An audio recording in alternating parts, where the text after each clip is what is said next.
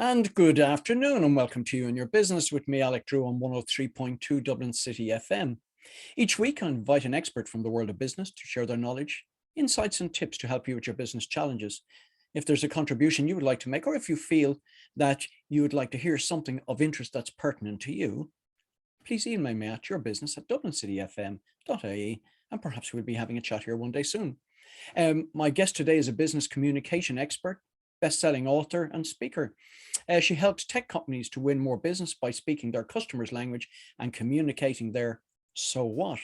And she's spent 30 years in the IT sector, including as general manager of Toshiba retail technology business in Australia and New Zealand.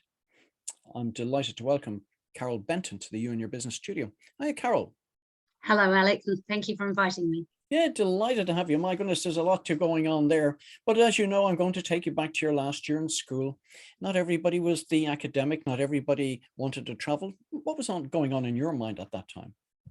Well, I really enjoyed my last year of school, Alec. I enjoyed school generally, but I was, by that stage, you've really honed down into the subjects that you like or you're best at. And in my case, that was languages. So Right. I was studying for A levels in French, Spanish, and English. Wow. And I really loved my subjects. And I was very happy. I was looking forward to going to university and doing more study of those subjects, the French and the Spanish. Looking forward probably to leaving home, albeit quite softly with going to university. Right. I could come back in the holidays. But yeah, I was really enjoying what I was doing. Had a great group of friends, was enjoying my studies and looking forward to life. Can you put your finger on what sort of triggered your interest in languages? I'm not quite sure, except to say, Alec, that I was really lucky. I went to a primary school.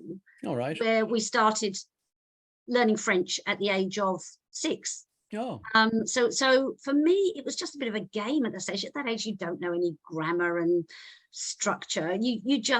It's just fun being able to speak another language. And we did, when I was on holiday, we had a couple of holidays in France with my parents. And I do remember one time when my dad was trying to book a restaurant Right. for dinner, and in English, and was getting blank looks at whether this French guy did As the understand him or French not. do. Well, I was going to say whether he understood him or not, I don't know, but we were getting that kind of, that blank look. And I stepped in with my then sort of O-level French and was able to make myself understood. We got the table booking, the family all had dinner. And I was so thrilled at this notion that I could communicate with people in their own language. And that's what I really loved. Yeah, no, it's great. I mean, I'm afraid my French is pidgin French, but I've managed just about to get through it. But to speak it, in a much better way and have a much more educated view on it. And fantastic. So you found something you loved doing and became good at it. Yeah, absolutely. And then when I went to university, I studied French and Spanish, and as part of that, spent a year living in France. And I think I knew I had truly become fluent when I started to dream in French. So that for me was the one. And I even wrote shopping lists just for myself. I even wrote my shopping lists in French. So I knew at that point it had become really ingrained, and I was fluent. Oh, that's wonderful. My goodness, that's wonderful. So, okay, university is a fantastic place to be. So you were thoroughly enjoying all of that, but the real world is always tapping on the door, calling you. Because you have to make some money. So yes. What were you going to be doing with yourself? Well, a degree in French and Spanish isn't really vocational unless you want to go and be a teacher. And no. I didn't want to go from school to university to teacher training college back into a school. I knew that. I did flirt a little bit with the idea of being an accountant, because at that time that I graduated, 10% of all graduates became accountants. Right. But I got through all the interview process and got offered quite a few jobs. And then I thought, that's going to be another 3 years of study, exams, and not very much money. And I'd just done all that. So I was talking to a family friend who actually initially was talking to me about accountancy, but he then got talking about the company he worked for, which was IBM. All right. And he said, actually, do you know what? They're looking for people just like you. All right. And I said, Brian, I don't know anything about technology. And he said, no, you don't need to. He said, what IBM wants in sales is people that can communicate Right. and can talk to customers. And if you've, got sort of half a decent brain, that they can teach you what you need to know about the technology. Sure. Whereas what they can't do is take somebody super technical. It's much harder to teach somebody to communicate. I mean, obviously they need technical people for certain roles, but in sales, they want people with communication skills. Yeah. And the more he told me about the company, the more I thought, gosh, this really sounds like something I'd like to do. And I really worked quite hard before the interview. And funnily enough, we had to give a presentation as part of our interview and all this sort of thing. So I went for the interview day and got offered the job. And that was the start of a 30-year career. Wow. You didn't sort of offer them, would you like this presentation in French, Spanish, or English? Well, it's funny you say that. I didn't know, but we could choose the topic of our presentation. And I talked about the town I lived in, Angers, in France. And I started off with a bit of a funny story of something that happened to me in Angers. And do you know what I loved, though, Alec, was 8 years later, I was in a meeting with somebody in IBM. I was in a meeting, and this guy said to me, I remember you. He said, I was on the selection panel for your interview day. He said, Angers. He said, you spoke about Angers. So 8 years later, he remembered my presentation. So I didn't do it in French, but I spoke about France, and it must have hit the spot for somebody to remember it.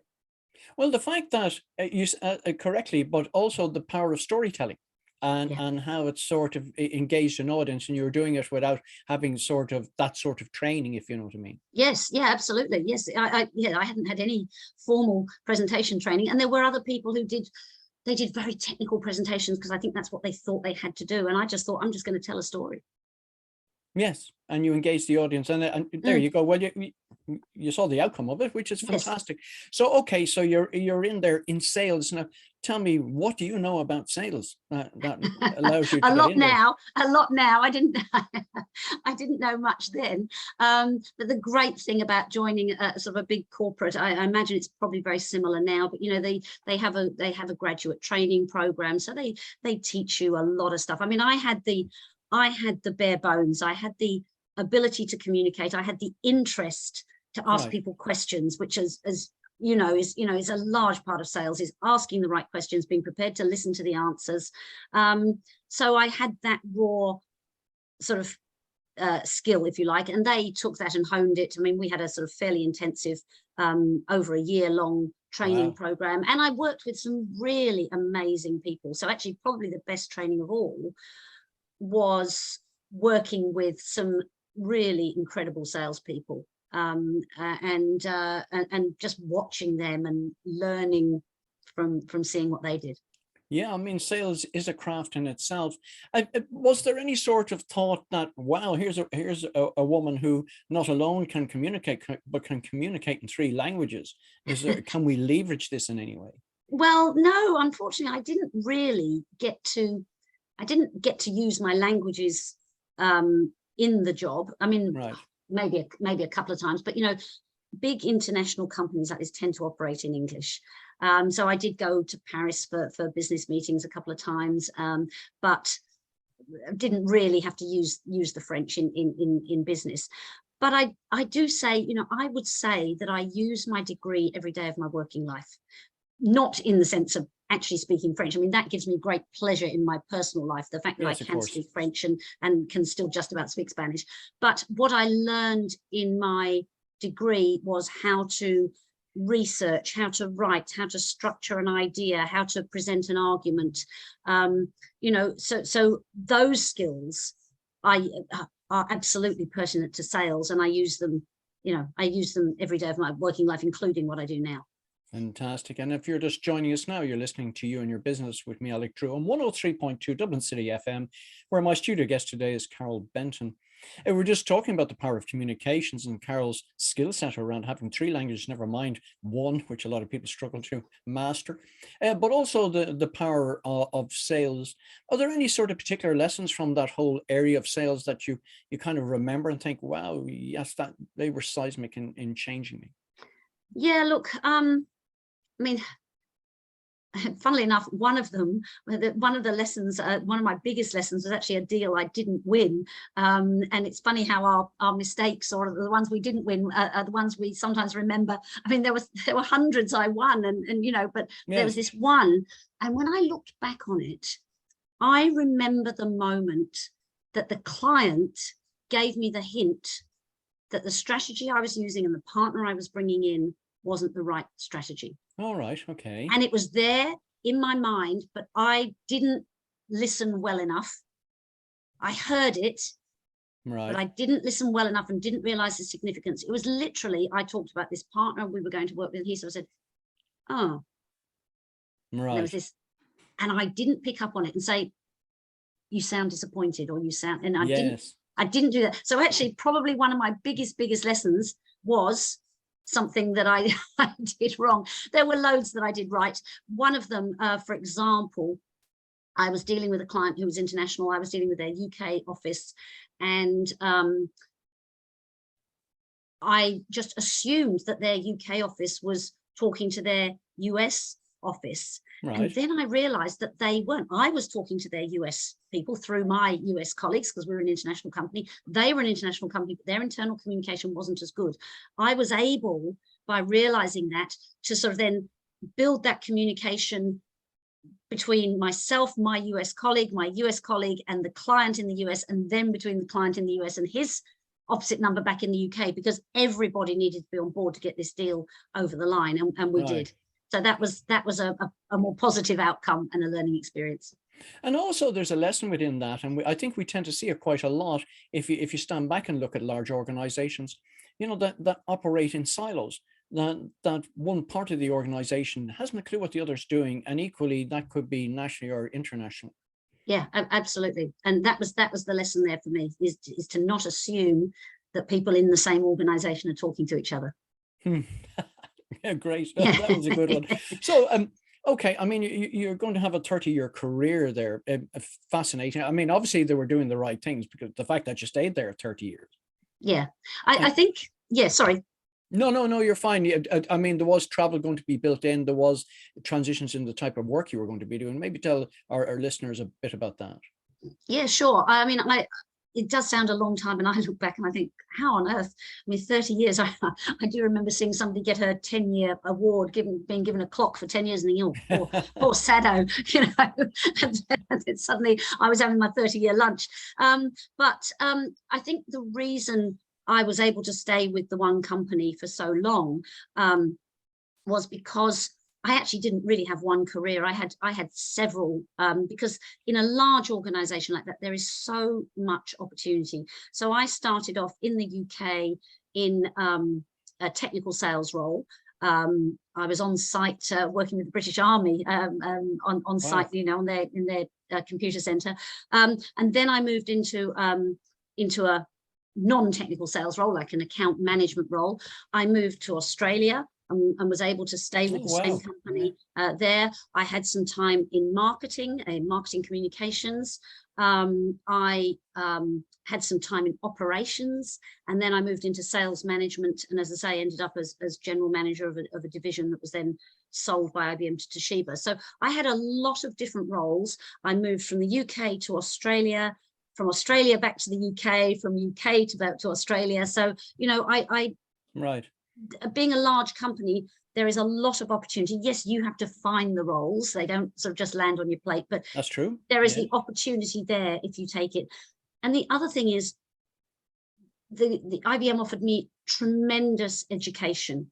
Not just internal courses, there were plenty of those, but, you know, education at the London Business School, at the Chartered Institute of Marketing, at the Macquarie Business School in Sydney, you know, the courses that they put on for their staff using these world-class educational establishments. So there was always something new to learn, and that really keeps you interested and engaged. There was something new to learn, and there were always new roles to be aspiring to. Yeah, and you're right. I mean, listen, you're certainly the corporate person in the sense that you're quite prepared to immerse yourself in the business, look for opportunities, and at the same time take full advantage of all the education that was being, you know, presented to you. Yeah, I think that's the thing. You've got to be. I wouldn't ever say I had particularly a career plan there, but there were, you know, in the sense of a long-term plan. But I was always open to opportunity, and then when I saw an opportunity, I positioned myself to take advantage of it. No, fantastic. And that's the right attitude to have. In terms of Toshiba taking over the sort of IBM division that were there, did you actually work for Toshiba, or was that when that sort of 30-year tenure was up? No, so what happened was I was running, so IBM had a division that sold to retailers, sold point of sale technology, and I was running that for Australia and New Zealand. And then IBM sold that division to Toshiba. So this is the 27-year point of my career. They Right, sold that division to Toshiba, and we all transitioned across. And it right. was a very interesting time because it was actually a reverse acquisition. So Oh, Toshiba acquired that division of IBM, but IBM was number one in the market.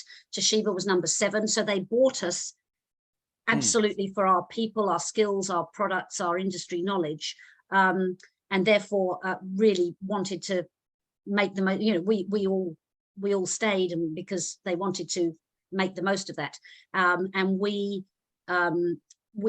they integrated our processes and our products into their business. At the end, they planned that as a 3-year transition. So that's how I became the general manager. They set us up as a separate company, actually, under the Toshiba umbrella, and I became general manager. Then at the end of 3 years, they'd sort of got all the knowledge, they'd got all the they got all the information, they'd sort of integrated the process and everything, and all the senior leadership team, they sort of well, I say all of them, but you know, a lot of the senior leadership team were offered a package. right. We were still under IBM terms and conditions for those 3 years. So, Yes, and of I was course. still had the same team working for me. I had the same products, the same processes. So I think of it as a 30-year career with one organization. Yes, of Actually, it course. was 2, but at the end of that 3-year transition, they said, well, thank you very much. And after 30 years, they made me an offer I really, really couldn't refuse, and didn't want to by that stage. That's I'd never interesting. really wanted to leave until then. But after 30 years, I thought, and I had teenage children, and well, my children were young teenagers. Well, actually, Right. I think they were 11 and 13 at that point. And I was traveling a lot, and it was Yes. just the right time. It was just the Yeah, right these time. things happen for a reason. Just interesting before we kind of move on to that new life that you were about to create for yourself.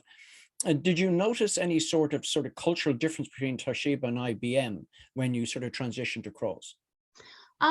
Yes, because IBM is fundamentally an American corporation and Toshiba is Japanese.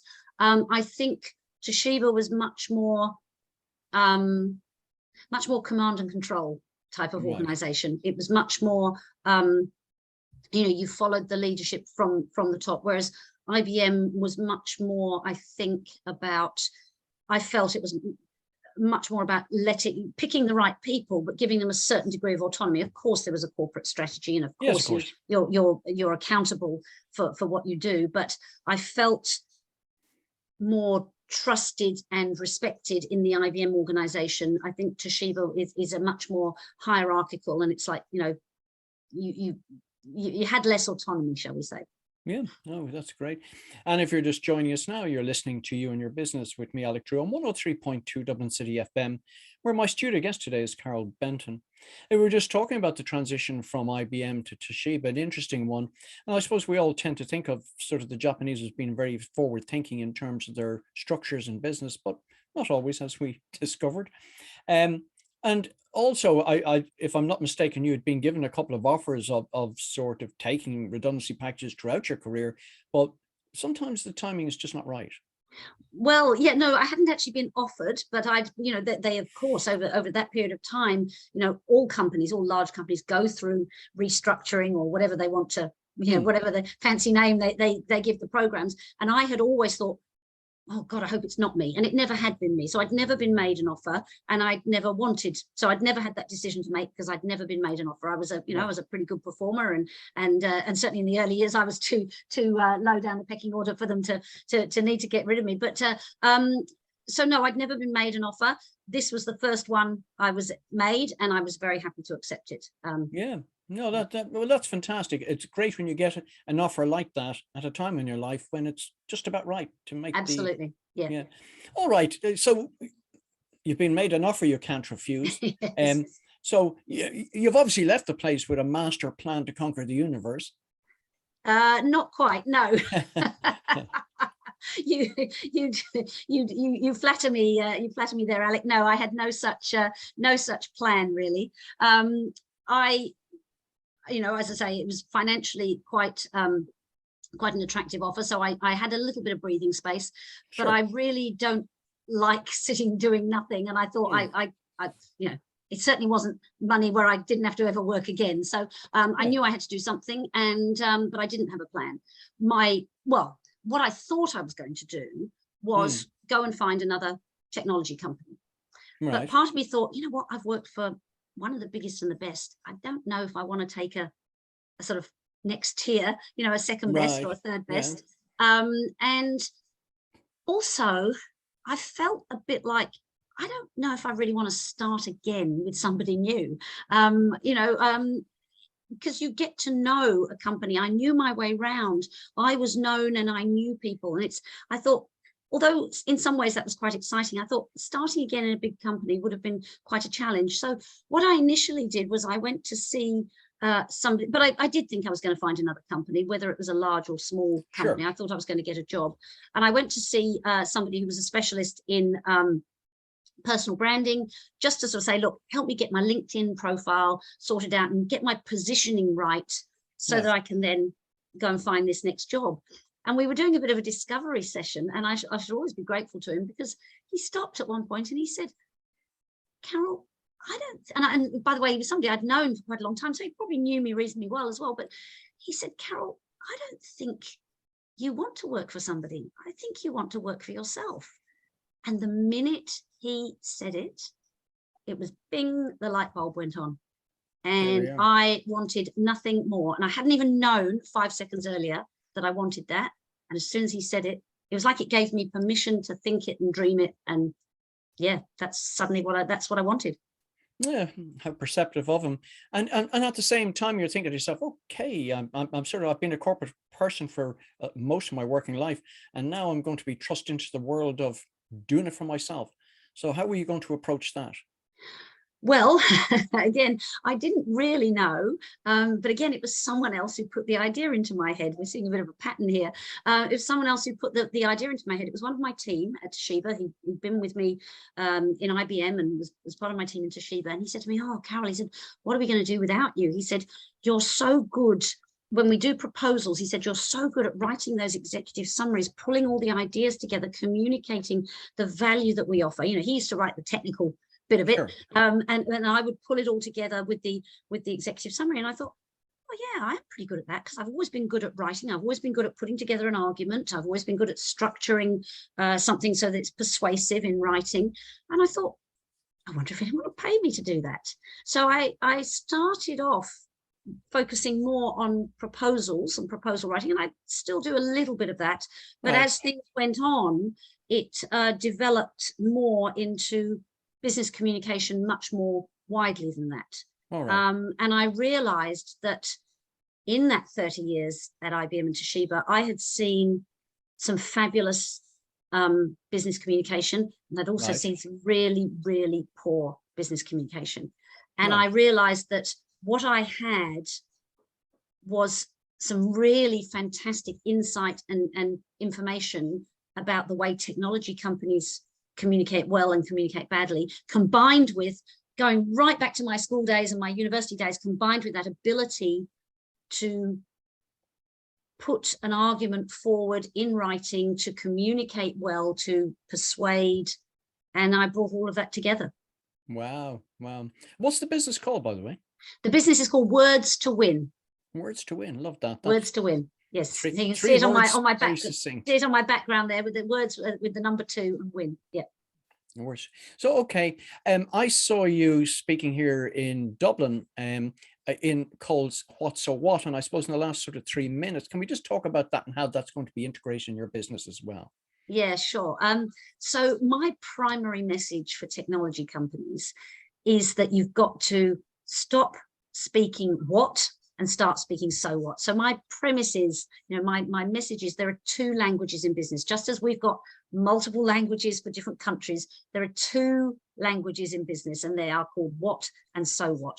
And technology companies tend to be really good at telling you what their products do. And they are Sure. so proud of their technology and so in love with their technology. They think everyone else is going to be too. And they tell you about their APIs and their, and their integrations and their hybrid cloud backbone. And they don't realize that their audience isn't interested in technology. Yeah. Their audience is only interested in the so what. What does it do for them? Does it save them money? Does it create, give them more time? Does it help them deliver better customer service? So my message, and as you heard in that speech you heard me deliver, Alec, my message is all about helping technology companies to get from what to so what with really effective communication that speaks their customers' language. And I feel I've come full circle back to my love of translation. Back to translation, back to communications, and back into integration of the sales skills that you learned along the way. Yeah. I suppose it always reminds me, and what you're talking about, the person who goes along to buy a car, and the salesman, the first thing he'll do is pop the bonnet and explain the combustion engine to you. We don't care, we just want the car to take us from A to B. You couldn't have picked a better example for me, because I do not know anything about cars, nor do I really care much, as long as it gets me from A to B safely. That's exactly right. So there's a lesson there for people. If you've got technical geeks there, don't let them hear the sales pitch. I mean, they have a relevance to talking to people just like them on the far side, but in terms of them making the initial sort of pitch and meeting and discovery and all of that, they're not the right people. That's exactly right, Alec. Of course, there's a place for them, but it's just not in those initial communications that are designed to get people to engage with you in a sales process. In the last sort of 30 seconds we've got left here, is there a singular message you might share with our audience, and plus also tell them where that we can find out more about you? Yeah, sure. So yeah, look, my message is getting from what to so what, and having communication that does the three things you can see there as the title of my book: communication that connects with the right audience, convinces them that you can help them, and converts them into becoming customers who come back to you time and time again. And people can get in touch with me at my website, which you can see there, or on LinkedIn. So yes, please, if you'd like to, please do get in touch.